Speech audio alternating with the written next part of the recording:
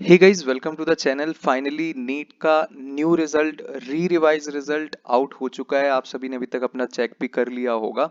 तो रिजल्ट का एनालिसिस करने आए हैं और न्यू कट ऑफ क्या बनने जा रही है उसके बारे में डिस्कशन होगा। डिटेल में एनालिसिस होगा, दोनों तरीके के स्टूडेंट्स का डिस्कशन होगा। पूरा डेटा ट्रेस कर लिया गया है। ठीक है।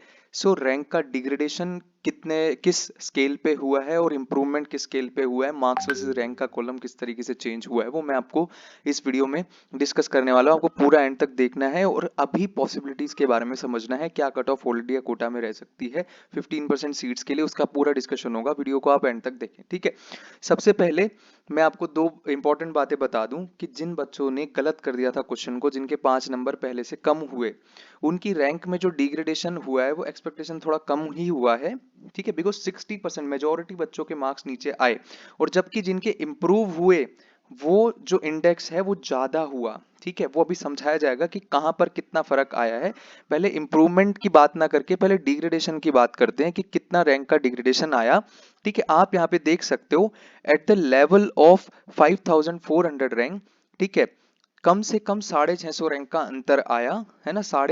पहले जिस बच्चे की रैंक 5419 थी उसकी 6063 रैंक हो चुकी है अभी, और 644 रैंक का अंतर यहाँ पर आया। जैसे जैसे आप नीचे जाते जाओगे ये अंतर बढ़ता चला जाएगा।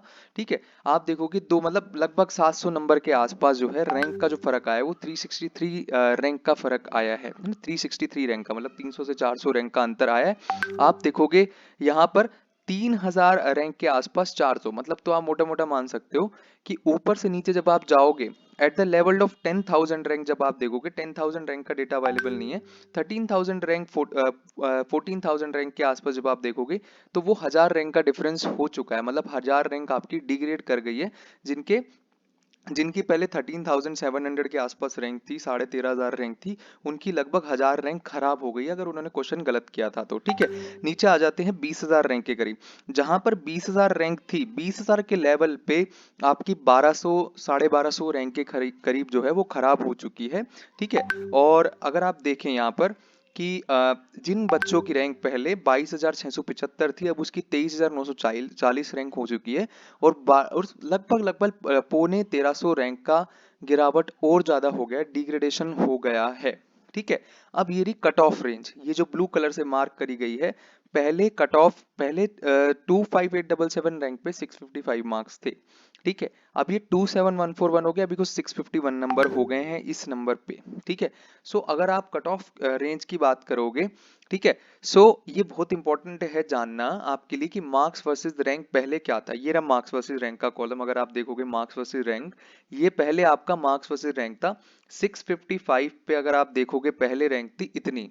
ठीक है, कितनी रैंक थी पहले, इतनी रैंक थी 25957 रैंक थी पहले 655 मार्क्स पे। मतलब 26,000 के करीब रैंक आपकी 655 पे थी। ठीक है, अभी ये रैंक कहाँ चली गई है 650। अगर हम देखें 25,000 रैंक जो कट ऑफ रेंज मानी जा रही है जनरल कैटेगरी के लिए, वो आ रही है 651 से लेकर के 652। मतलब दोनों बच्चे हैं, बहुत सारे बच्चे क्योंकि एक ही नंबर पे हैं, तो 651 मार्क्स कट ऑफ हो गए। मतलब 3 से 4 नंबर जो है वो कम हो गई है कट ऑफ। ठीक है, पर रैंक की बात करनी होती है रिजल्ट के बाद, मार्क्स से कोई लेना देना नहीं है।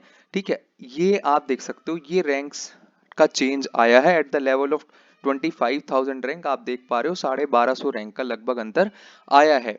ठीक है, सो जो बच्चे पहले 25,000 रैंक के आसपास थे उनकी 1000 से 1200 रैंक और डिग्रेड हो गई है अगर उनके 5 नंबर और कटे हैं तो।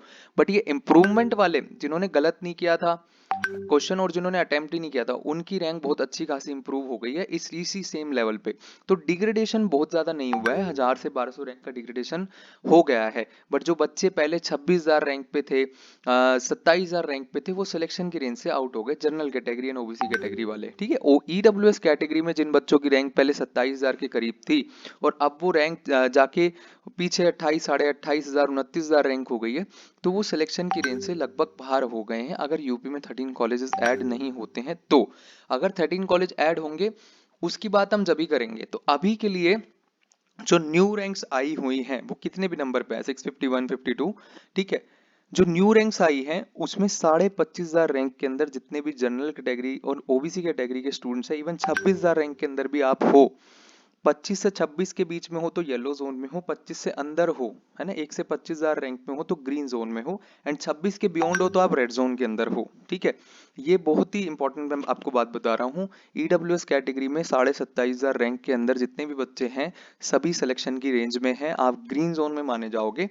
उसके बाद 27,500 से 28,500 रैंक वाले बच्चे येलो जोन में हैं और उसके बियॉन्ड वाले रेड जोन में हैं बच्चे। ठीक है, वही हम बात करें एससी कैटेगरी की। देखिए एससी कैटेगरी, जहां पर एससी कैटेगरी का लगभग कट ऑफ रहेगा, आप जैसे देख सकते हो, हमारे पास अभी डेटा 1,20,000 रैंक के आसपास जो है, दो से 2,500 रैंक का अंतर आया है। ठीक है, 2 से 2,500 रैंक का ये डिग्रेडेशन का स्टेटस है। अब देखते हैं इंप्रूवमेंट का स्टेटस क्या है। इंप्रूवमेंट का स्टेटस क्या है, इंप्रूवमेंट का स्टेटस अभी हम देखते हैं। यहाँ पे सबसे इंपॉर्टेंट, इंप्रूवमेंट बहुत अच्छी हुई है जिन बच्चों ने जब आप देख पा रहे हो ना, जैसे 5,000 रैंक के करीब जब आप देखोगे तो 5201 जिनकी रैंक है, तो at the level of 5,000 rank आप देख पाओगे कि 1100 से 1200 रैंक का इम्प्रूवमेंट हुआ है। जबकि आप at the level of 5,000 rank आप देखोगे तो लगभग आधे का डिग्रेडेशन हुआ है।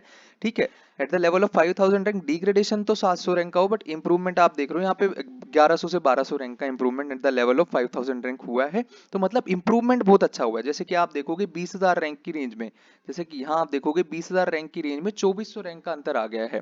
ठीक है, 2400 रैंक इंप्रूव हो गई है ना, पहले की तुलना में। ठीक है, यहाँ पर आप देख पा रहे हो, और जहां पर 25,000 रैंक थे, बिल्कुल बॉर्डर पे बैठे थे बच्चे, 24,481 रैंक वाले बच्चे का डेटा है हमारे पास।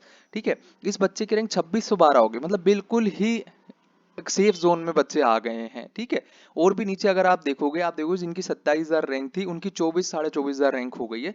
तो 2,500 से 3,000 रैंक का जो है इंप्रूवमेंट हुआ है, मतलब इंप्रूवमेंट ज्यादा हुआ है, वो होना भी चाहिए था। बिकॉज मैक्सिमम जितने, क्योंकि जिस तरीके से पोल्स के रिजल्ट थे उसमें 60 से 63% स्टूडेंट जो थे उन्होंने सवाल को गलत कर दिया था। तो ये ऑब्वियस सी बात है कि 60% 63% बच्चे पीछे होंगे तो इंप्रूवमेंट ज्यादा होगा डिग्रेडेशन से। ठीक है, सो ये अभी तक का एनालिसिस है। मैं फिर से रिपीट कर रहा हूँ, जनरल कैटेगरी में as per the new revise result, general category में जिन भी कैंडिडेट्स के मार्क्स छोड़ दीजिए, रैंक, ऑल इंडिया रैंक 25,500 के अंदर है, तो उन सभी बच्चों को कॉलेज मिलने जा रहा है इस साल गवर्नमेंट का। ये मैं जब बोल रहा हूँ जब कोई अप्रूवल स्टेटस अपलोड नहीं किया गया एनएमसी पे न्यू मेडिकल कॉलेजेस का, और ना ही इस तरीके की कोई चीज हुई है अभी। यूपी के 13 कॉलेजेस नहीं बढ़े हैं, राजस्थान में 5 कॉलेज नहीं बढ़े हैं, हालांकि हरियाणा के एक कॉलेज आने की 90% से ज्यादा की भी पॉसिबिलिटी बन रही है। जो आपका भिवानी में कॉलेज आ रहा है, जीएमसी भिवानी, उसकी पॉसिबिलिटी बहुत हाई है, ऐसा इंटरनल सोर्सेज से भी पता चल रहा है। ठीक है, सो 90% से ज्यादा पॉसिबिलिटी भिवानी वाले कॉलेज के आने की है, दिल्ली वाले कॉलेज के आने की संभावनाएं बहुत ज्यादा कम है। ठीक है, बट यूपी के जो 13 कॉलेजेस हैं उन्होंने री अप्रूवल के लिए रिक्वेस्ट डाल दी है। हो सकता है यूपी के 13 कॉलेजेस आ जाए, पूरी कोशिश, पूरी जान लगाई जा रही है यूपी के 13 कॉलेजेस लाने में।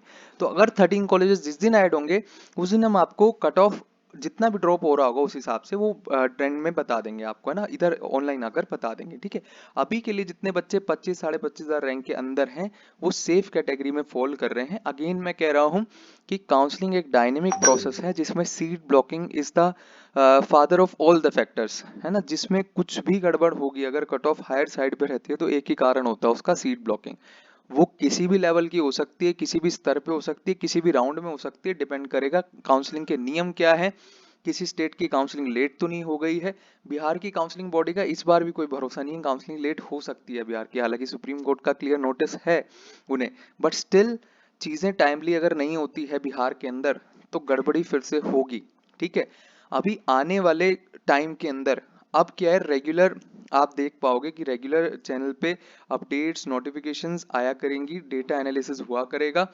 ठीक है, हर एक स्टेट काउंसलिंग अथॉरिटी जितनी भी स्टेट काउंसलिंग ब्रोशर्स हैं, स्टेट काउंसलिंग नियम है, स्टेट काउंसलिंग अलग अलग स्टेट के अलग अलग नियम है, अलग अलग स्ट्रेटेजी बनानी पड़ती है आपको प्लान करने के लिए, ऑल इंडिया के साथ बैलेंस करने के लिए। तो चैनल को कर लो आप सब्सक्राइब। अब आप अफोर्ड नहीं कर सकते कि आप गलत इन्फॉर्मेशन में फंस जाओ, या फिर मिस इन्फॉर्म हो जाओ। ठीक है, तो चैनल को सब्सक्राइब करके रखो। ठीक है, बेल आइकन भी प्रेस करके रखो, कोई भी नोटिफिकेशन अपडेट मिस नहीं होना चाहिए। काउंसलिंग किसी भी वक्त चालू हो सकती है। Again I am telling you, कोई पैनिक करने की जरूरत नहीं है। अभी भी काउंसलिंग चालू होने में मिनिमम 7 से 10 दिन लगेंगे। आप 3 से 4 अगस्त के आसपास रजिस्ट्रेशन पोर्टल ओपन मान सकते हो कि हो सकता है, क्योंकि अभी तक कोई अपडेट नहीं है, ना ही एनएमसी की साइट पे कोई अप्रूवल स्टेटस है, ना ही एमसीसी की साइट पे पीडब्ल्यूडी कैंडिडेट नोटिस है, ना ही काउंसलिंग का कोई शेड्यूल है, कुछ भी नहीं है काउंसलिंग से रिलेटेड अपडेट। तो पैनिक नहीं करना है एकदम से।